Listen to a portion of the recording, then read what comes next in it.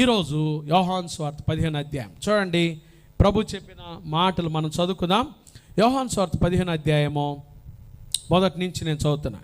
నేను నిజమైన ద్రాక్షావళిని, నా తండ్రి వ్యవసాయకుడు. నాలో ఫలింపని ప్రతి తీగెను ఆయన తీసి, ఇప్పుడేమొచ్చింది? తండ్రి వ్యవసాయకుడు అని చూసాం, ద్రాక్షావళి యేసు ప్రభుని చూసాం. ఇప్పుడేమొచ్చింది? తీగే అనండి, తీగే అనండి గట్టిగా.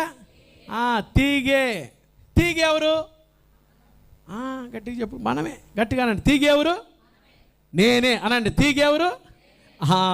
తీగెల మనమే.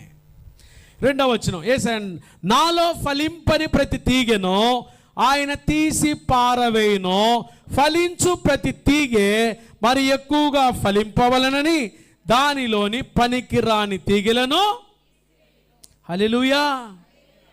4వ వచనం, నా యందు నిలిచియుండుడి, మీ యందు నేనును నిలిచియుందును.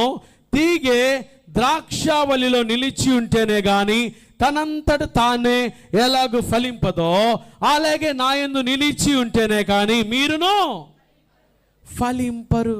5వ వచనం, ద్రాక్షావళిని నేను, తీగెలు. ఇప్పుడు ఇంకా సూటిగా చెప్పేసాడు యేసయ్య. ద్రాక్షావళి నేను, తీగెలెవరు? ఎవడు నా యందు నిలిచి ఉండునో, నేను ఎవని యందు నిలిచి ఉందునో వాడు, గట్టి చెప్పండి, బహుగా. దేవునికి ఇష్టమైంది మనం ఎలా ఫలించాలంట? చెప్పాలి గట్టిగా. ఎలా ఫలించాలంట?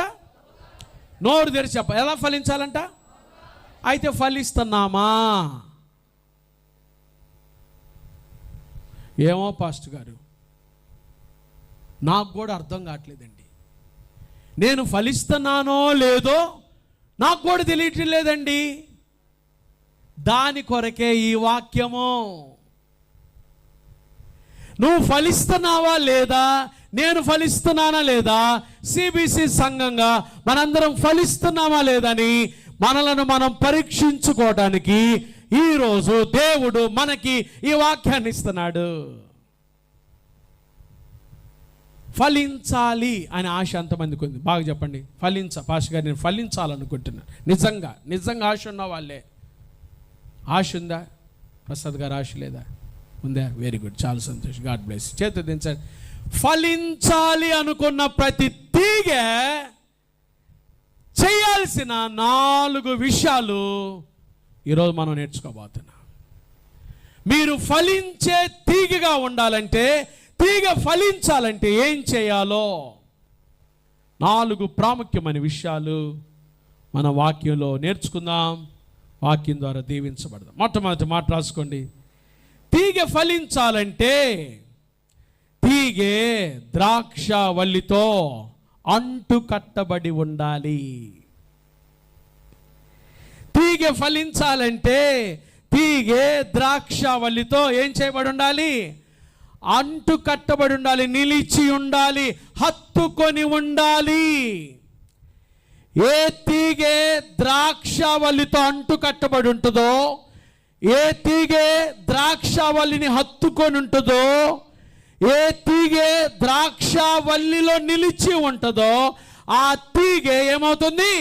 ఫలిస్తుంది. మరి మీరు చెప్పండి, మీరు తీగెలైతే, మీరు ఫలించాలి అనుకుంటే ద్రాక్షావల్లి అయిన యేసు క్రీస్తుతో మనం ఏం చేయబడాలి? అంటు కట్టబడి ఉండాలి. ప్రార్థన చేసుకుందాం. మహాపరిశుద్ధుడా, దయగల దేవా, ప్రేమ స్వరూపి, నీకు స్తోత్రాలయ్యా.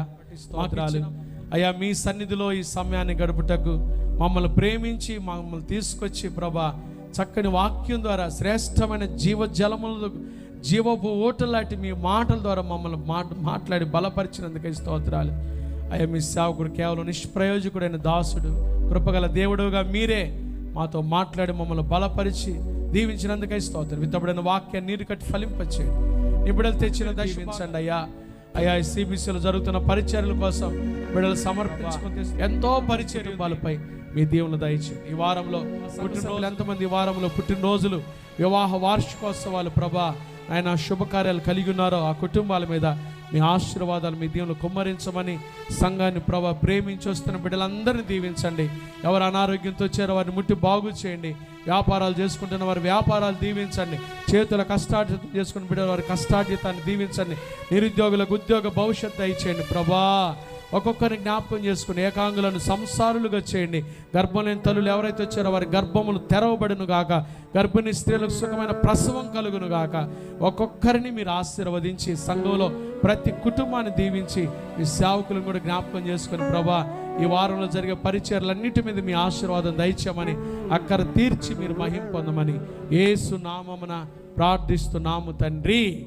ఆమేన్. మన పరమ తండ్రి అయిన దేవుని ప్రేమయను, రక్షకుడైన యేసు క్రీస్తు కృపైను, పరిశుద్ధాత్మ దేవుని అన్యోన్య సహవాసము, దీవెన, సమాధానం, కాపుదల, ఆదరణ, ఆయన సన్నిధిని ప్రేమించి వచ్చిన ప్రతి బిడ్డకును సంఘమంతటికి ఉదయకాలం ఫలించడానికి ఇష్టపడి తీర్మానం తీసుకున్న ప్రతి బిడ్డకు క్రైస్ట్ బ్లెస్సింగ్ చర్చ్ పరిచర్యలకు సంఘానికి ప్రభు రాకడ పర్యంతం తోడయుండును గాక.